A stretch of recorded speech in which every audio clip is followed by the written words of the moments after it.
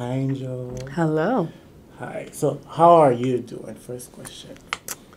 Um, I'm okay for right now. I mean, I'm still a little startled, somewhat emotional over everything that has happened, but I think I'm okay. I'm more hopeful, just because I've been receiving a wonderful amount of support from my peers, professors, from everyone. So, I want to ask, what makes you want to speak out about this? incidents like these aren't new to North Central. Um, I'm a senior now, and incidents like these have been happening since my freshman year and even before then. And, you know, we need to let North Central know that they still have something to do.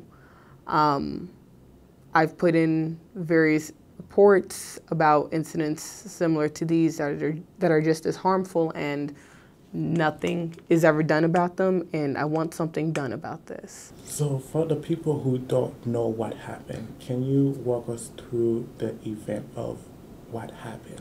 Yeah. Um, so I came home, or I came to Rawl, and I picked up the duty phone from my peer, and I went to my room. I walked in, and I saw a note on the floor, and I picked it up, opened it, and it said, "F you." Um, and in that moment, I was in shock, and a million emotions went through me in that moment. And I remember my resident walked past, and I was like, "Did you see anybody put anything under my door?" And she was like, "No, why?" And so I showed her the note, and then I remember just closing the door, and I burst in tears. And I called some of my buddies who are some of the exec members of Black Student Association, and I was just bawling to the phone on the phone with them about it. So, you said you burst into tears. Can you explain to some people who don't know the variety of emotions that you were feeling? What was going through your mind at that time? I, in my head, I was just like, who could possibly do something like this? Like, why me? Like, I was trying to think. I was like, who did I like piss off? There were just a bunch of questions running through my head because I genuinely didn't understand. Because I was like, who hates me this much? So that was kind of the thing that was just going through my head over and over again. Like, who hates me this much to say something this severe?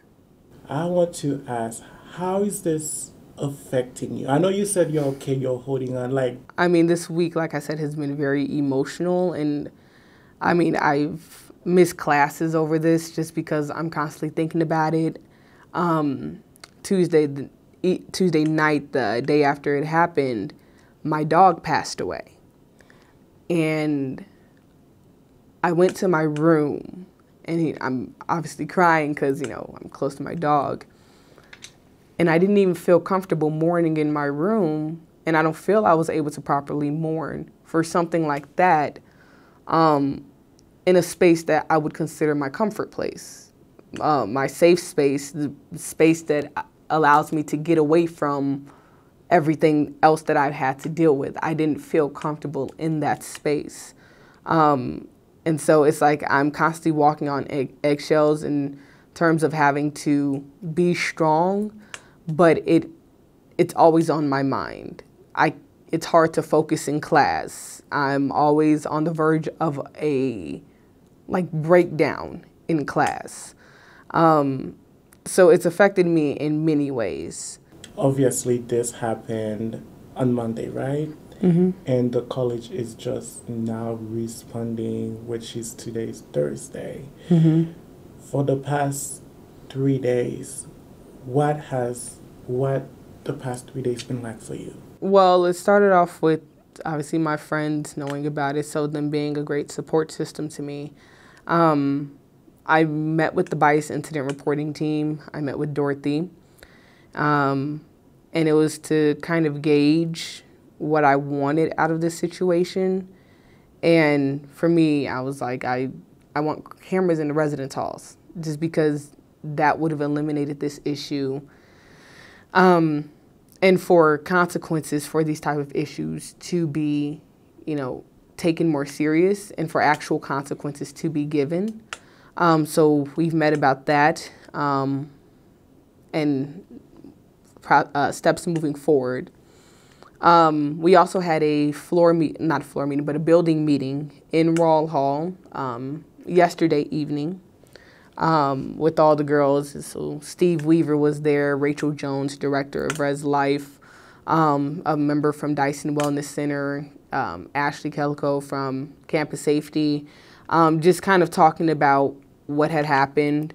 I spoke and told the impact that it was having on me, and kind of next steps of what that's going to look like in terms of the process. And they informed that Naperville Police Department is involved because I did put in a police report about it. And so, like I said, I've also been getting a lot of support. So I've been getting a lot of emails, texts, and everything. So it's nice to know that there is some support there. Yes, and you mentioned something that you've alerted the college about other incidents that has happened. Those previous incidents, did they happen to you or to someone you know? So in regards to bias incidents, those happen to more or less other people. I remember last year I put one in because someone they took the RA's door decoration, and his name was Nick, and they put GER at the end of it and put it on their door. And it was 2 students, 2 athletes. And the most that they gave him was like diversity training or whatever, and had a conversation with them. And that was the consequence. The second one was a homophobic attack where a football player was in Kaufman, and he was mocking non-binary individuals, saying comments like, "Oh, are you assuming my gender?" and all of that. And I put that in, and I was met with, "Well, how do you know they're not a part of the community making jokes and whatnot?" And from my knowledge, nothing was necessarily done. And I guess they tried to reach out to the student, and they, I guess, didn't want to converse with them or something like that. So those were the other 2. And then there was one I saw on social media, on TikTok, where an individual at this institution stitched like a video, and the video said, "Oh, just 2 non-racist people looking, like staring at each other." And he was like looking around, basically insinuating that he was racist. And so I reported that, and so the individual took the video down since, but nothing essentially was done with that either. Wow. That's very disappointing to hear that things been happening and things has built up. It seems like, correct me if I'm wrong, they let people get away with the minor things. Yes. And that leads to the big thing that just happened. Yes, most definitely. And I mean, I told Dorothy, I said, I blame the administration for this because they have been enabling these behaviors for so long that people feel comfortable doing these things because they know nothing is going to happen. And that's why one of my requests was that they create better consequences around these type of issues so that it can have an impact. Because right now, you're basically allowing people to do these harmful actions with nothing happening to them. Speaking of what you've told the administration you want them to do, in the email they said, to quote them, "We have honored her wishes for how best to provide support during this difficult time." How do you respond to that when they put that in an email to the whole community? What wishes have they been helping you with?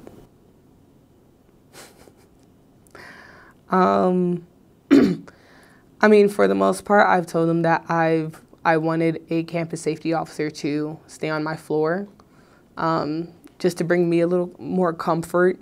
They have offered to have campus safety escort me places whatnot. I've been to like the accommodation center essentially so that I can get support academically.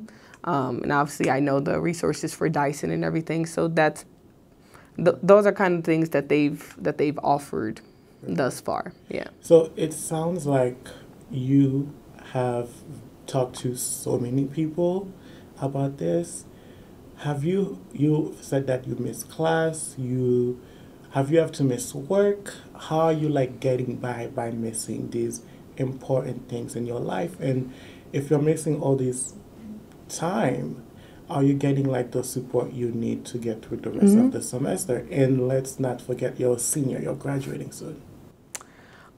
Yeah, I think professors have been, for the most part, very supportive in this and knowing what has been going on, and they have been working with me to, navigate deadlines, move them, and be flexible with them. And when one professor, she was like, "We can find an alternative assignment for this project, etc." So the professors have been very accommodating of me and understand, or at least trying to understand, the impact that I've had right now.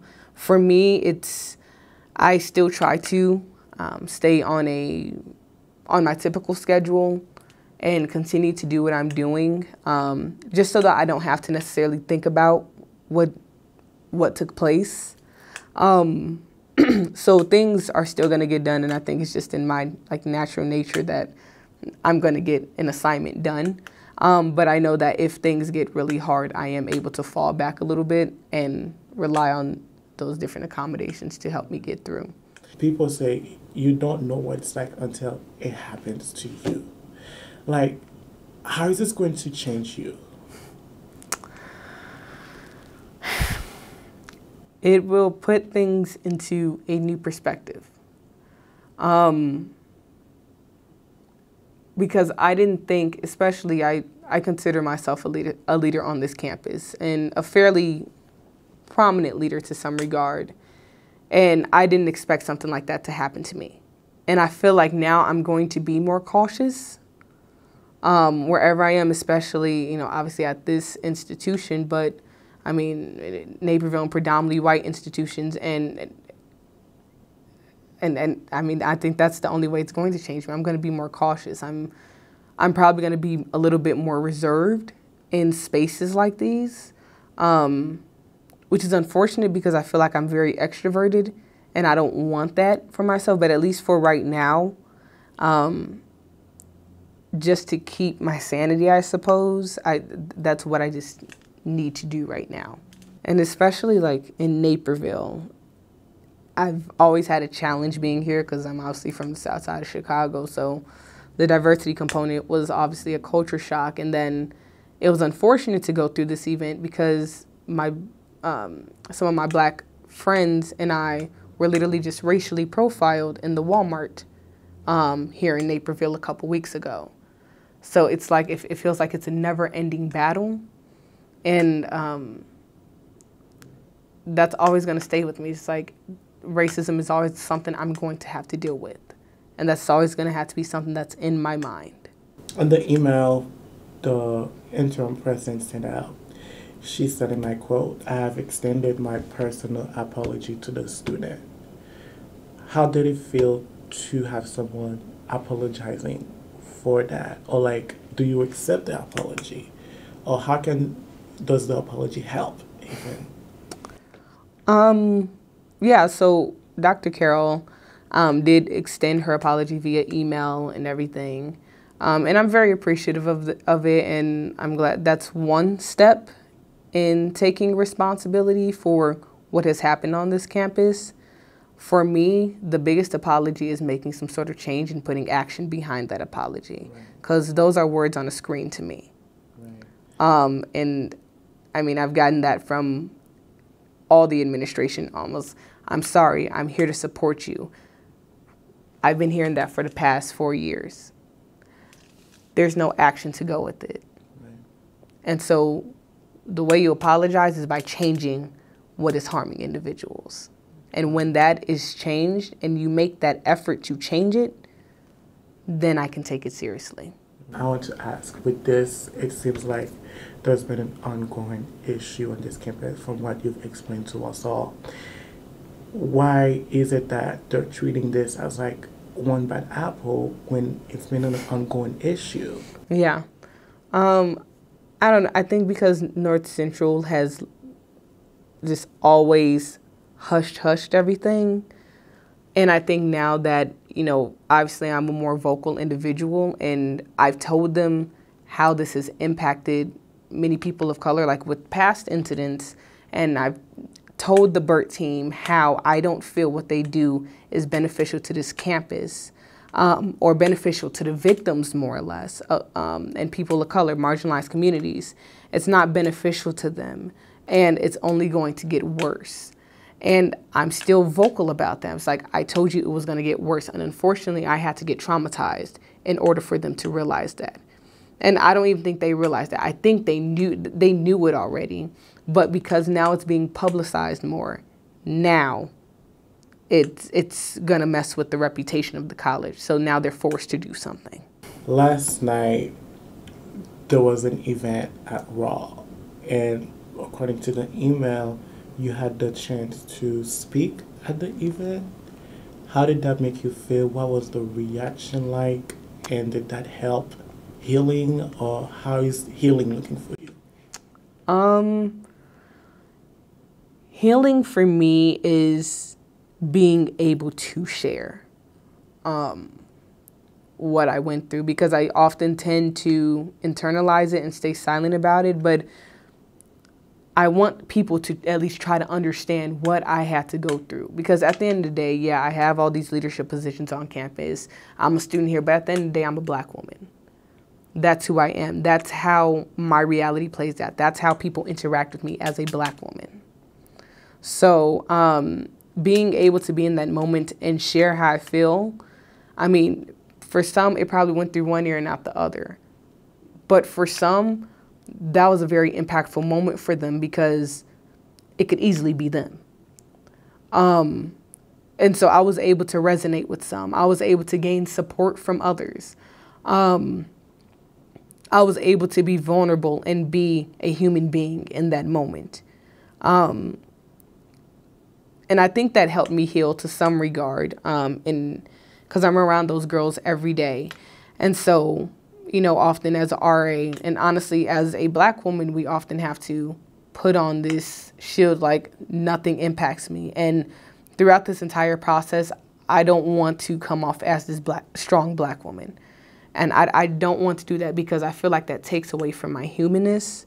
It takes away the fact that I feel, that I have emotions. And I do. I am a human being. I have emotions. I feel. I've been harmed by this. I've been feeling horrible about this. And they need to know that. And they need to know that impact. On the email also, it stated that our first priority has been the well-being of the victim of this hateful act. How do you respond to that? Do you feel like you are being prioritized in this situation? Do you feel like your needs are being met? How do you respond when people say their first priority is you? I think the school, because obviously this is a process. Right. And it's not an overnight thing that I expect to change. Like, they're not going to get a camera overnight and put it up, right? But in the meantime of that, in making sure that I'm safe, that I'm connected to the resources who are able to help me, I think the college has been pretty good for that. And I'm appreciative of them starting those conversations around my requests and what I want ultimately. But honestly, I'll feel prioritized once they implement some change. That's when I will feel prioritized. Because personally, I felt like I should have been prioritized when those other events happened as well. And those victims should have been prioritized. Because honestly, and I'm not saying I'm necessarily a representation of the Black community, but I'm a representation of those victims who have been harmed in past cases as well. So we should be prioritized. It's not just a me problem. It's not just Angel. This is a Black community. This is a school community that needs to be prioritized right now. Yes. And one thing I noticed from the email, there was nowhere on that email your name was mentioned. So how did that make you feel when the college sent out the email, but there was nowhere your name was stated in it? Some people might say that it's because they want to protect you, but how did that make you feel when the story was being told? It was, even here, they said our first priority has been to protect the well-being of the victim, but who is that victim when there's no name to attach? Yeah. You know, honestly, when I read the email, I didn't even, think about that component of it. And I think the school right now, at least in regards to communication, because they were asking me about it in my BERT meeting, they're trying to be very particular about what they put in there and what I wanted in it. So I don't think that was necessarily an intentional thing. And I think part of that, respecting the well-being and all of that it was like respecting the privacy of the student as well. It was never a question that was brought up to me in regards to the communication that was going to go out. So I didn't think much of it even in that moment as well. And the language that is being used, some people call it a bias incident, some people call it a racist incident, and we know that words have power. When people call it a bias incident, does it take away from that raw emotion? How would you want people to talk about this situation that has happened to you? I want them to be very transparent, because my thing is, whoever put it under my door, they're very transparent in how they felt. And I want the world to know that impact that it had. Honestly, I think about, because at first I was like, maybe I should, censor it, so that it's not harmful. But then I thought about Emmett Till's mother and how she had an open casket funeral for Emmett Till to show what they did and for people to see how that impacted. And so that I thought about that and it resonated with me. And I was like, I want them to feel this. I want them to see what happens on this campus. We've gotten so comfortable sugarcoating stuff at this school. I'm done sugarcoating it. Because who is that harming? Me and people who look like me, people from marginalized and minority communities. Yes. And you've talked about other people who look like you being impacted deeply on this issue. And I want to point out that BSA did send out an email to the whole school. Who has been your allies at this school in this event? There have been some student organizations who have been allies. I wish they would have spoken up a little bit more, but I think we're all at an age where we're still learning. So I would say the Muslim Student Association, they have been great allies. There's another, Outreach, they've been wonderful allies. The Leadership Ethics and Values Center of Social Impact, they've been wonderful allies. Sociology department, many departments, many people on campus, they have been allies and they have been wanting to support in any way, shape, or form. Excuse me. So just people on campus overall, for the most part, social organizations, etc., I would say have been allies. I think we all have something to learn in this journey of being allies for, well, hopefully not, but for future events that may happen. But yeah. And you mentioned something, how the college tried to keep things hush-hush, not make a big deal out of racial incidents that happen like this. So that even makes me wonder, do alums know about what's going on? Do parents know about what's going on? If an alum was watching this or a parent was watching this, what would you want to say to them? In regard to everything that has happened And in my experience, in my 4 years of being at North Central, I don't feel welcome. I don't feel included. I pay a lot of money to go here and to get an education, and I should be able to do that comfortably, and I'm not able to, clearly. The school isn't providing a safe space for students of color, especially. And they need to work on those processes before they go out and recruit them. For anyone who is a student currently on campus, how can students come together to support you, or if there's anything you want students on campus right now to do to help? So I want them to keep spreading the word of what is happening. A part of allyship is taking action. This is everyone's chance to show that they are allies in this moment. Right now, I'm waiting for the college to respond, and I'm basically allowing North Central to show that they support their students of color, that they are willing to protect their students of color. And so it's obviously a waiting period. I would ask that you all provide support not only to just me, but to other Black students. Be there for them. For Black faculty and staff, this is a traumatizing event for all of us on campus.